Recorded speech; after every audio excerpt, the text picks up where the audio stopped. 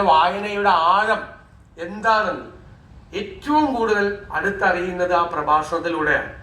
എനിക്ക് മറ്റൊരവസരം കൂടി ഉണ്ടായിട്ടുണ്ട്. ഞാൻ ഡയലോഗ് വിത്ത് VDS എന്ന് പറഞ്ഞ കോവിഡ് കാലത്ത് ഇങ്ങനെ വെറുതെ ഇരുന്ന സമയത്ത് ഒരുപാട് ആളുകളുമായി ബന്ധപ്പെടാൻ, പ്രധാനപ്പെട്ടവരുമായി ബന്ധപ്പെടാൻ ഇന്റർവ്യൂ നടത്താൻ ഞാൻ അദ്ദേഹത്തോട് ചോദിച്ചു, എനിക്ക് അതിന് അർഹതയുണ്ടോന്ന് അറിയില്ല, അദ്ദേഹത്തെ എനിക്ക് ഇന്റർവ്യൂ ചെയ്യണമെന്ന്. അപ്പൊ തന്നെ സമ്മതിച്ചു. ഞങ്ങള് അദ്ദേഹത്തെ ബോൾഗാട്ടി പാലസിൽ കൊണ്ടുപോയി. അവിടെയൊക്കെ അദ്ദേഹം വന്നു. അതിമനോഹരമായൊരു ഇന്റർവ്യൂ. അപ്പൊ എനിക്കറിയാലോ, വെറുതെ തുടങ്ങി വെച്ചാൽ ഇന്റർവ്യൂവർക്ക് വലിയ റോളൊന്നുമില്ല. ഞാനാകെ 4-5 ചോദ്യമേ ചോദിച്ചിട്ടുള്ളൂ.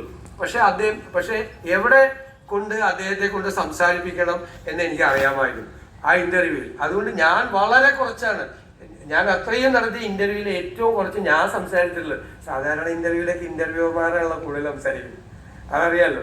ഇന്റർവ്യൂ നടത്താൻ വന്നിരിക്കുന്ന ആളുടെ ഗതികേടായിരിക്കും പലപ്പോഴും മറ്റേ ആൾ തന്നെ സംസാരിച്ചുകൊണ്ടിരിക്കും. ഞാനും അങ്ങനെ കൂടുതൽ സംസാരിക്കുന്ന കൂട്ടത്തിൽപ്പെട്ട ഒരാളാണ്. പക്ഷെ മാഷിന്റെ അടുത്ത് മാത്രം ഞാൻ അദ്ദേഹത്തിന്റെ മർമ്മം കണ്ടറിഞ്ഞ് അദ്ദേഹത്തെ കൊണ്ട് സംസാരിപ്പിക്കാൻ, പിന്നെ ഞാൻ പറഞ്ഞല്ലോ ഒഴുക്കായിരുന്നു.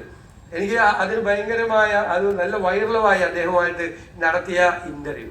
ഒരു വായനക്കാരൻ എന്നുള്ള നിലയിൽ ഞാൻ അദ്ദേഹം എഴുതിയ ആദ്യത്തെ പുസ്തകം വായിക്കുന്നത് ചങ്ങമ്പുഴയെ കുറിച്ച് നക്ഷത്രങ്ങളുടെ സ്നേഹവാചനം എന്ന് എഴുതിയ പുസ്തകമാണ് ആദ്യം വായിക്കുന്നത്.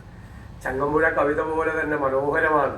ചങ്ങമ്പുഴയെ ഇതുപോലെ മനോഹരമായി മറ്റൊരാരെങ്കിലും അവതരിപ്പിച്ചിട്ടുണ്ടോ എന്ന് എനിക്കറിയില്ല.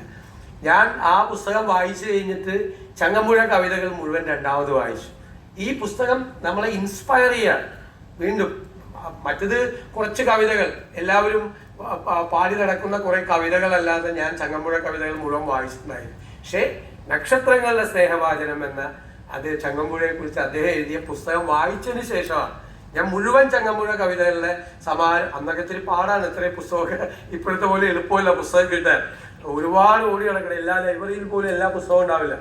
പക്ഷെ ഓടി നടന്ന് ഇതുപോലെ സമാഹാരങ്ങൾ മുഴുവൻ കിട്ടുന്നതല്ല. ഇപ്പോൾ ചങ്ങമ്പുഴയുടെയൊക്കെ സമാഹാരം നമുക്ക് കിട്ടും. ആ പുസ്തകം മുഴുവൻ, പിന്നെ കുറെ നാള് നമ്മളൊക്കെ പഠിക്കുന്ന കാലത്ത് പിന്നെ ഈ ചങ്ങമ്പുഴ കവിതയും അദ്ദേഹം അതിനെക്കുറിച്ച് പറഞ്ഞതുമായിട്ട് അത്രമാത്രം അദ്ദേഹം എഴുതുമ്പോൾ ചങ്ങമ്പുഴയെ കുറിച്ച് വായിക്കാൻ വായനക്കാരനെ നമ്മളെ പ്രേരിപ്പിക്കുന്നു, ഇൻസ്പയർ ചെയ്യുന്നു എന്നുള്ളതാണ്. നമ്മളത് വായിച്ച് അടങ്ങും. അതാണ് വായനയുടെ ആഴം എന്താണെന്ന് ഏറ്റവും കൂടുതൽ അടുത്തറിയുന്നത് ആ പ്രഭാഷണത്തിലൂടെയാണ്. എനിക്ക് മറ്റൊരവസരം കൂടി ഉണ്ടായിട്ടുണ്ട്. ഞാൻ ഡയലോഗ് വിത്ത് VDS എന്ന് പറഞ്ഞ കോവിഡ് കാലത്ത് ഇങ്ങനെ വെറുതെ ഇരുന്ന സമയത്ത് ഒരുപാട് ആളുകളുമായി ബന്ധപ്പെടാൻ, പ്രധാനപ്പെട്ടവരുമായി ബന്ധപ്പെടാൻ ഇന്റർവ്യൂ നടത്താൻ ഞാൻ അദ്ദേഹത്തോട് ചോദിച്ചു, എനിക്ക് അതിന് അർഹതയുണ്ടോന്ന് അറിയില്ല, അദ്ദേഹത്തെ എനിക്ക് ഇന്റർവ്യൂ ചെയ്യണമെന്ന്. അപ്പൊ തന്നെ സമ്മതിച്ചു. ഞങ്ങള് അദ്ദേഹത്തെ ബോൾഗാട്ടി പാലസിൽ കൊണ്ടുപോയി. അവിടെയൊക്കെ അദ്ദേഹം വന്നു. അതിമനോഹരമായൊരു ഇന്റർവ്യൂ.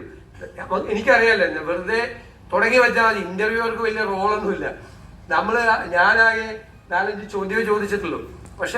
പക്ഷെ എവിടെ കൊണ്ട് അദ്ദേഹത്തെ കൊണ്ട് സംസാരിപ്പിക്കണം എന്ന് എനിക്ക് അറിയാമായിരുന്നു ആ ഇന്റർവ്യൂവിൽ. അതുകൊണ്ട് ഞാൻ വളരെ കുറച്ചാണ്, ഞാൻ അത്രയും നടത്തിയ ഇന്റർവ്യൂവിൽ ഏറ്റവും കുറച്ച് ഞാൻ സംസാരിച്ചിട്ടുള്ളത്. സാധാരണ ഇന്റർവ്യൂവിലേക്ക് ഇന്റർവ്യൂമാരാണല്ലോ കൂടുതൽ സംസാരിക്കുന്നത്, അതറിയാലോ. ഇന്റർവ്യൂ നടത്താൻ വന്നിരിക്കുന്ന ആളുടെ ഗതികേടായിരിക്കും പലപ്പോഴും മറ്റേ ആൾ തന്നെ സംസാരിച്ചുകൊണ്ടിരിക്കും. ഞാനും അങ്ങനെ കൂടുതൽ സംസാരിക്കുന്ന കൂട്ടത്തിൽപ്പെട്ട ഒരാളാണ്. പക്ഷെ മാഷിന്റെ അടുത്ത് മാത്രം ഞാൻ അദ്ദേഹത്തിന്റെ മർമ്മം കണ്ടറിഞ്ഞ് അദ്ദേഹത്തെ കൊണ്ട് സംസാരിപ്പിക്കാൻ, പിന്നെ ഞാൻ പറഞ്ഞല്ലോ ഒഴുക്കായിരുന്നു. എനിക്ക് അതിന് ഭയങ്കരമായ, അത് നല്ല വൈറലുമായി അദ്ദേഹവുമായിട്ട് നടത്തിയ ഇന്റർവ്യൂ.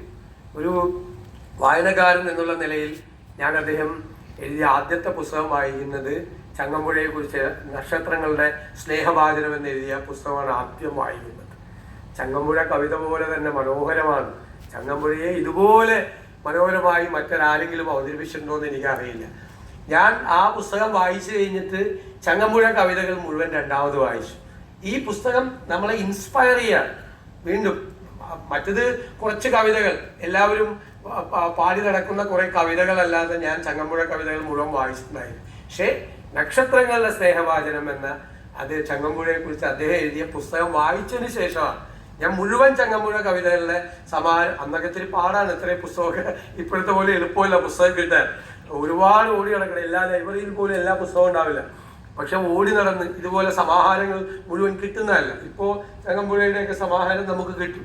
ആ പുസ്തകം മുഴുവൻ, പിന്നെ കുറെ നാള് നമ്മളൊക്കെ പഠിക്കുന്ന കാലത്ത് പിന്നെ ഈ ചങ്ങമ്പുഴ കവിതയും അദ്ദേഹം അതിനെക്കുറിച്ച് പറഞ്ഞതുമായിരുന്നു. അത്രമാത്രം അദ്ദേഹം എഴുതുമ്പോൾ ചങ്ങമ്പുഴയെ കുറിച്ച് വായിക്കാൻ വായനക്കാരനെ നമ്മളെ പ്രേരിപ്പിക്കുന്നു, ഇൻസ്പയർ ചെയ്യുന്നു എന്നുള്ളതാണ്. നമ്മളത് വായിച്ച് അടങ്ങും. അതാണ്